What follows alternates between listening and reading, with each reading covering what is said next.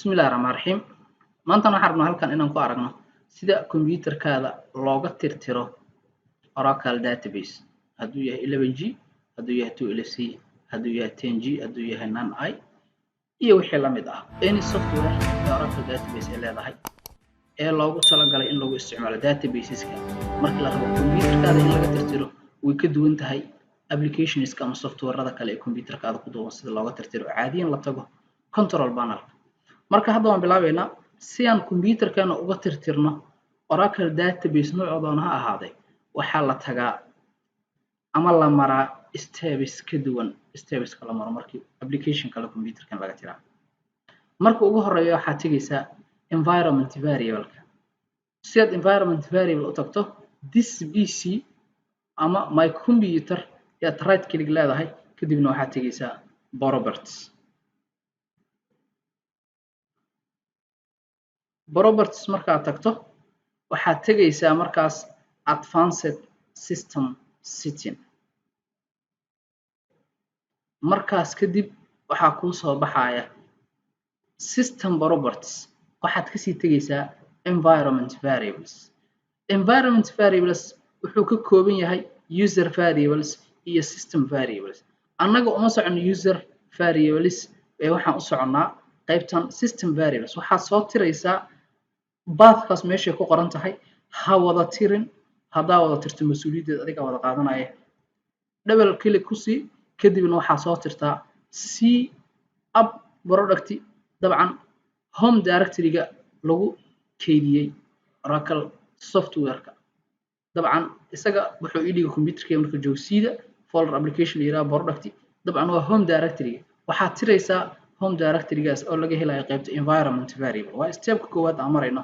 Delete aad leedahay markaad delete tidhaahdid wax kale ha tirin okay dheh kadibna okay dheh okay sii dheh iska xir markaas.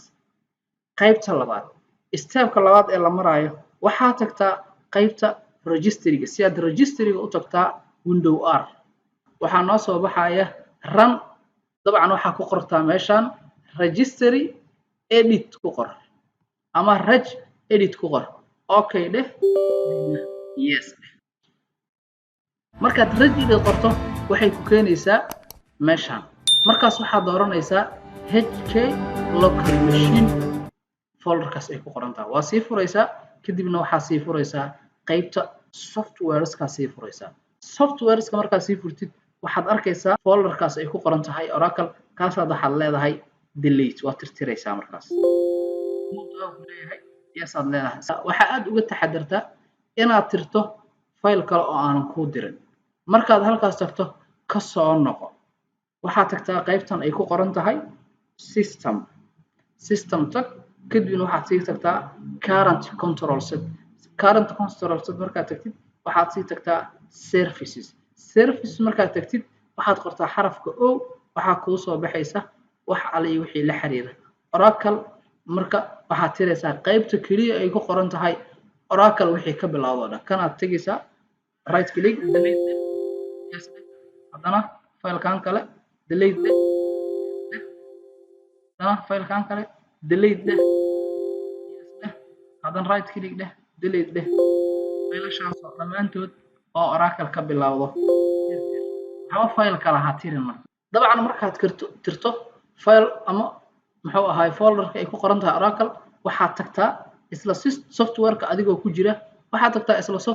ku jira qaybtan ay ku qoran tahay ODBC kadibna waxaad sii furtaa ODBC initialization waxaad tirtirtaa Oracle in Ora DB home 1 isagana waad tirtiraysaa dabcan waa iska xiraysaa. Okay markaad intaas samayso kadib waxaad tegaysaa home directory-ga faylasha la dhigay kombiyuutarkaada markii lagu install gareynayo Oracle database-ka. dabcan aniga wuxuu iigu jiraa sida kadibna wuxuu iigu sii jiraa folderkaas la yiraahdo app folderkaas oo dhan right click dheh ama shift delete dheh. dabcan waa dhowr GB dabcan waa ilaa iyo wax xog ku dhow 10 GB iska tirtir marka folderkaas wuu baxay sida aad u jeedo. kadibna waxaad tagtaa stepka afraad waxaad tagtaa program files waxaad tirtaa iyadana folderkaas ay ku qoran tahay Oracle tirtir isagana okay dheh